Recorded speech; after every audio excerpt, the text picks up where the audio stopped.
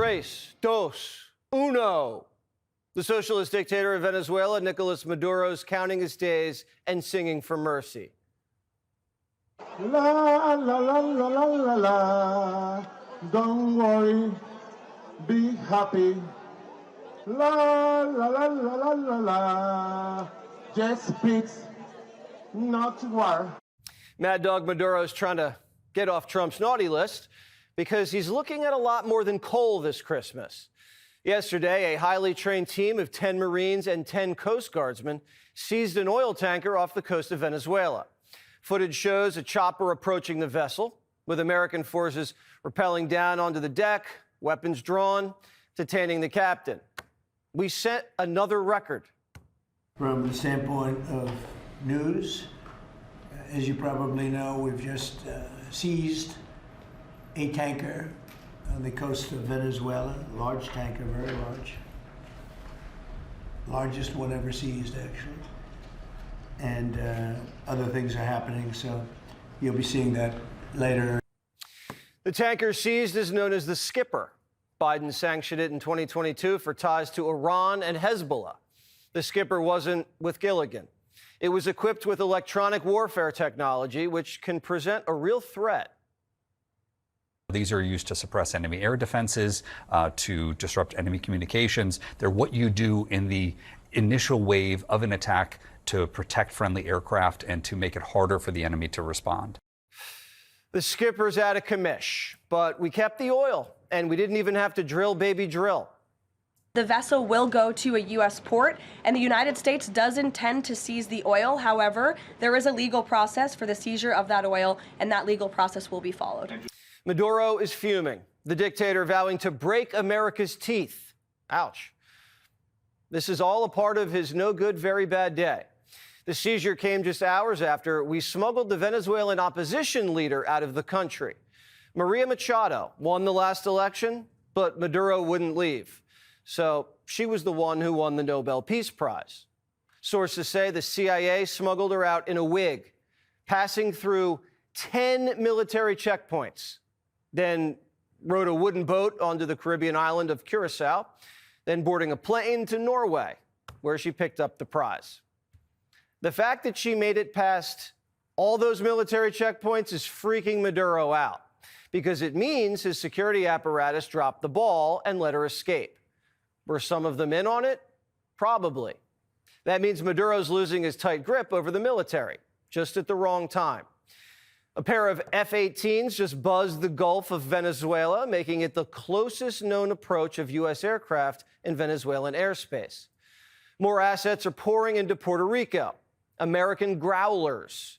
These are aircraft that provide electronic warfare support during tactical operations. And now the Green Mountain Boys of the Vermont National Guard are deploying F-35s to the Caribbean. Potential invasion or potential land strikes in Venezuela aligned with the president's supporters, the MAGA base, does it risk the potential for a prolonged war? Prolonged war is definitely not something this president is interested in. He's been very clear about that. He wants peace. He also wants to see the end of illegal drugs being trafficked into the United States and taking the lives of hundreds of thousands of Americans across our country. The Venezuelan opposition leader was asked about a potential U.S. invasion, and here was her answer. Venezuela has been already invaded. We have the Russian agents. We have the Iranian agents. We have terrorist groups such as Hezbollah, Hamas, operating freely in accordance with the regime. We have the Colombian guerrilla, the drug cartels that have taken over 60% of our population.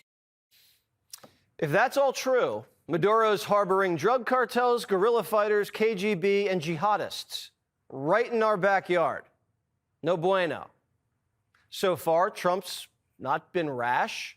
He's squeezing Maduro slowly like a python. Start with the money. Kill the drug traffickers and stop the sanctioned oil sales. And that means taking these ghost tankers out before they can make Maduro money. The dictator's illegal oil exports are the only thing propping his regime up. He uses the oil cash to bribe the military and keep the lights on. Trump just sanctioned 3 of Maduro's narco nephews tied to cocaine and petroleum. 22 Coke boats have already been smoked, and our carriers are still parked right outside his front door. Maduro feels the noose tightening. No more Afghanistan. No more Libya. Basta de guerras eternas, carajo. The dictator's assessing his options. He can flee with amnesty to the Middle East, but if he wants to eat pork, Belarus, Putin's client state, says he can retire there. Putin actually called Caracas to check in on their Latin American strongman. Is Vlad trying to give Maduro an off-ramp to curry favor with the Trump administration during the Ukraine negotiation? Or is he making his proxy into a porcupine to draw American blood? Not sure.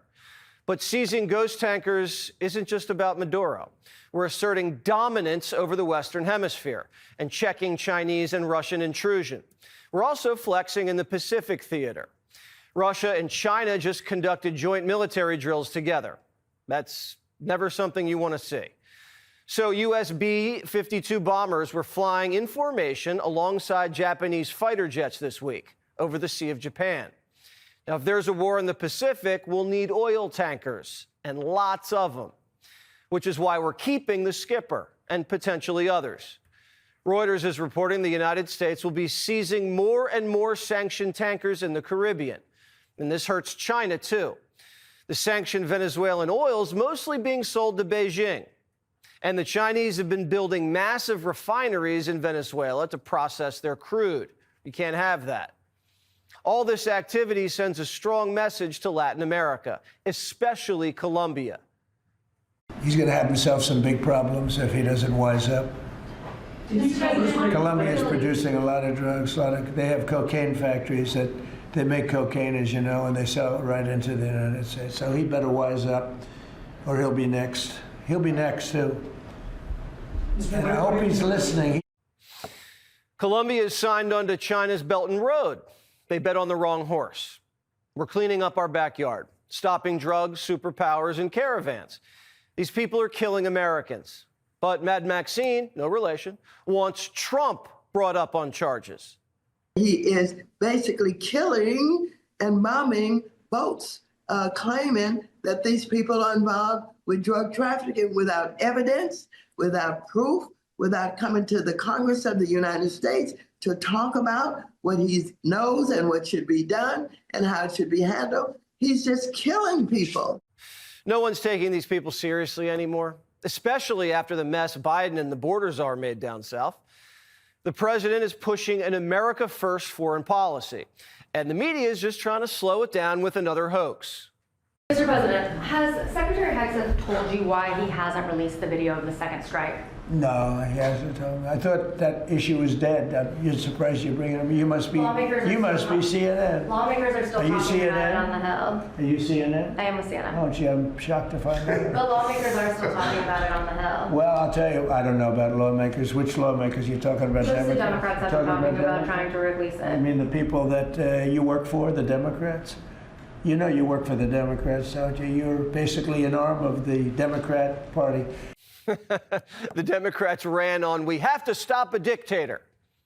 And now that Trump's stopping one, they call it a war crime. So Maddo's calling for a coup, not in Venezuela, here, because she says Trump's gone loco.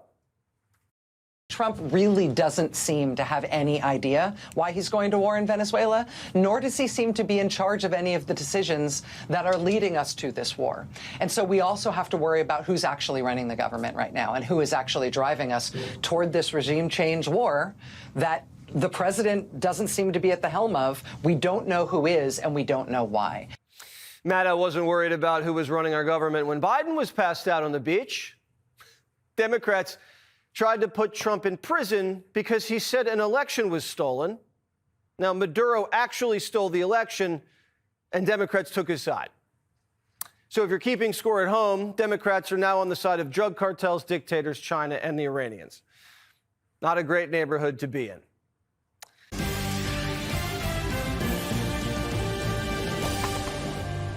Welcome to Hannity, and tonight the Monroe Doctrine is making a comeback. America now is reasserting their dominance over our own backyard, the Western Hemisphere. And coming up, we're going to tell you why the seizure of Venezuela's rogue oil tanker was so critical. Also, DEI comes to Kentucky. Rachel Maddow, the conspiracy theorist, throws shade at Kamala Harris. Okay, and the state of Minnesota's quickly becoming a national embarrassment. We will show you how the state's top fraudsters spent, maybe over $1 billion of your tax dollars under the not-so-watchful eye of Governor, yes, you got it, Mr. Macho, Tim Walz. But first, chaos on Capitol Hill. Democrats turned what was supposed to be an important oversight hearing on Homeland Security, that keeps Americans safe and secure, into an absolute circus. Take a look. I'm very privileged and honored today to have my family with me. I'd like to introduce them to you. Disruptions of congressional business is a violation of law, is a criminal offense under federal law. Audience members are advised to take their seats and maintain order. The DHS Secretary Kristi Noem was interrupted by left-wing lunatics over and over and over again. Many were calling for ICE to be abolished. Some were even wearing costumes. But the behavior from elected Democrats, that was far worse. Congressman Benny Thompson, remember predetermined outcome, January 6th, Hollywood production? Well, he called the D.C. terror attack against two members of our National Guard an unfortunate accident. Really? You want to tell that to their families? Take a look. Madam Secretary, you and the gentleman from NCTC reference the unfortunate accident that occurred with the National Guardsman being killed. You think that was an unfortunate accident? I mean, it was a terrorist attack. Wait. Look, I'll get it straight. Then you can He shot our National Guardsman in the head. Look, Mr. Chairman, will you direct the witness to allow me to ask my question? It was an unfortunate situation. Unfortunate accident, really? Say that to the family members in this case. Remember, Thompson got famous for leading the second Trump impeachment witch hunt before reportedly deleting all that evidence that could have been helpful to the president days before the GOP took the majority. Now, his colleague, Congressman Thanadar, is currently trying to impeach the Secretary of War, Pete Hegseth, and is now also demanding that Secretary Noem resign. Take a look. Madam Secretary, your incompetence and your inability to truthfully carry out your duties of Secretary of Homeland Security, if you're not fired, will you resign? Sir, I will consider your asking me to resign as an endorsement of my work. Thank you very much.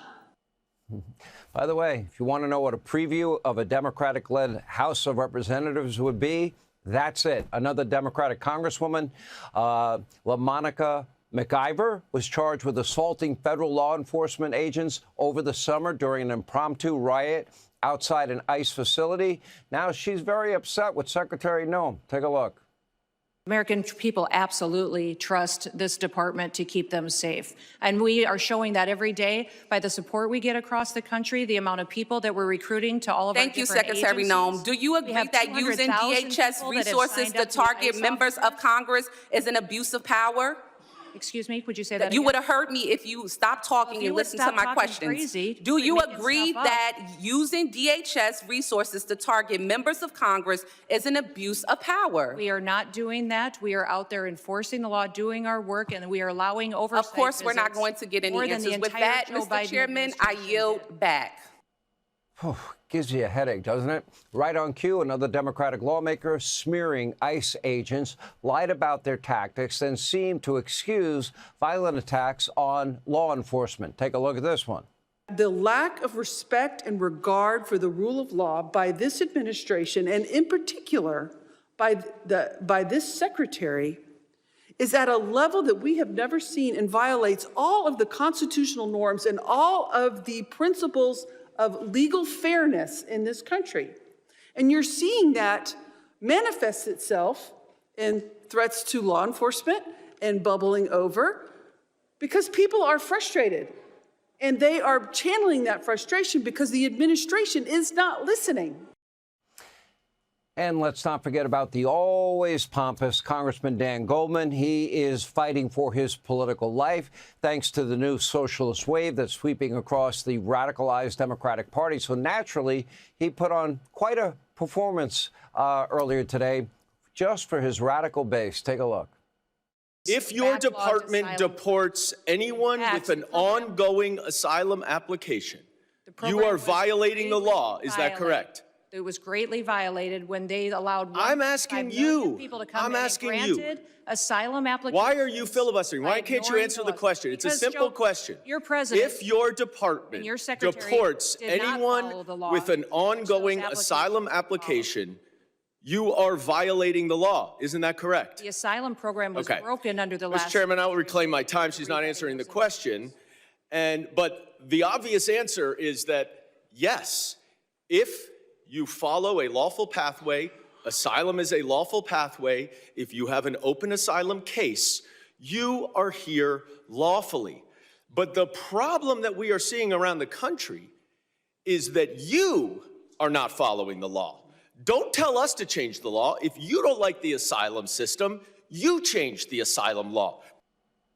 Now, as Noem points out, lawmakers, they are welcome to make new laws, but the constant coddling of violent criminals and people who hate our country is pretty repulsive. Take a look. I think it's shameful to see the defense of individuals who break our laws. We are a nation of laws. If we are not a nation of laws, we're no nation at all. And that is what we are doing every day, is following those. If you guys don't like the law, go change it. That's your job. You don't complain. I was raised by a dad who said we don't complain about things. We fix them. Well, go fix them. If you don't like the law, quit bellyaching, quit hitting and attacking our ICE officers, quit going out and protesting and screaming vile things at them, quit calling them names. We wouldn't let our children do that. Go do something that actually matters by having an honest debate and changing the law. That's your jobs. You all should be fired, in my viewpoint. They all should be fired because of the Biden administration. And of course, they got cover from all these, quote, elected officials and lawmakers.